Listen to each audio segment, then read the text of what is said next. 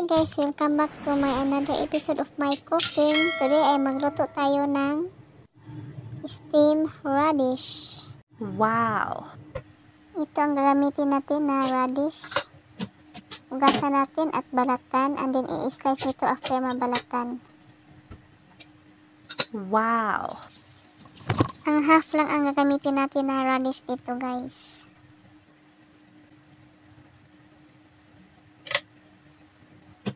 Ganyan lang ang pag-slice sa radish. Huwag masyadong makapal ang pag-slice. Wow! After natin ma-slice, lagyan natin ng asin at sugar yung radish. And i-rest natin ng mga about 30 minutes. Wow!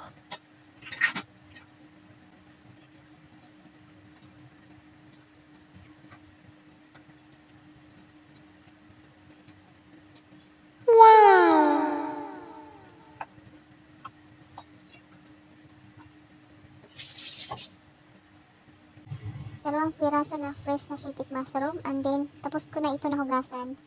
Then i-cut into small pieces yung shiitake mushroom. Wow!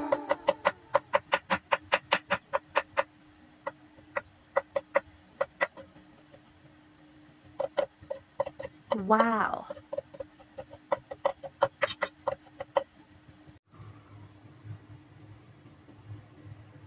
Minced pork, tapos ko na nahugasan at na-drain ko na. Ilagay yung shiitake mushroom na na-slice natin. And then yung minced ginger. And then spring onion. And then lagyan natin ng 1 tablespoon of light soy sauce and then oyster sauce. Then lagyan ng 5 spice, optional lang po ito. And then lagyan ng sesame na mantika, kunti lang ang ilagay. And then haluin ng mabuti. Wow!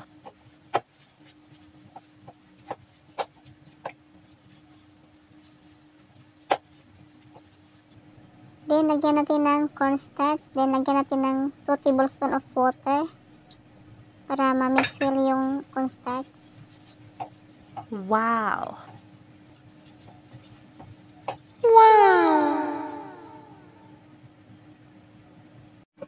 Then, lalagyan din natin ng carrot, pang-design natin. Optional lang po ito, pwede rin hindi lagyan. Wow! After 30 minutes, balikan natin yung radish na binaba natin sa asin at sugar. Ganito na siya kalambot, guys. Wow! Then, hugasan natin and i-drain ito.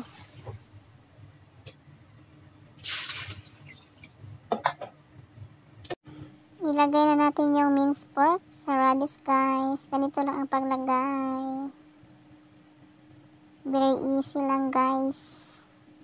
Wow!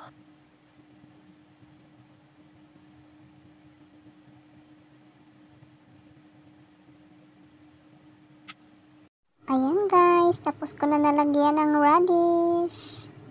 And then yung remaining na pork, ilagay natin sa middle. Ganyan lang. Wow! Then, lagyan natin ng whole egg, guys. Wow! Ready na for steaming. Yeah! Gagawa tayo ng sauce, guys. Para dire-diretso yung luto natin mamaya. Maglagay tayo ng light soy sauce. And then, oyster sauce. And then, konting white pepper. And then, lagyan natin ng tubig. Wow! Then, lagyan natin ng cornstarch.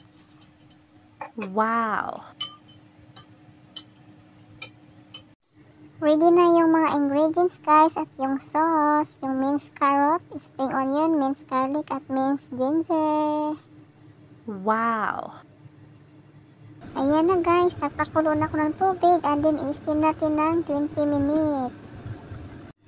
After 20 minutes guys, luto ng ating ulam. Wow!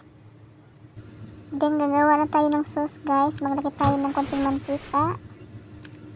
And then, ilagay yung mga ingredients. Yung ginger, garlic, at saka spring onion.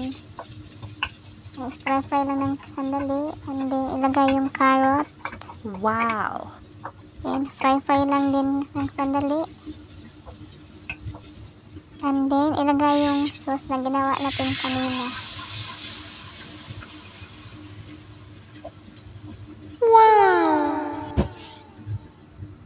Tapos ng ating sauce, guys, ilagay na natin sa ating ulam na niluto. Oh, wow, ang sarap.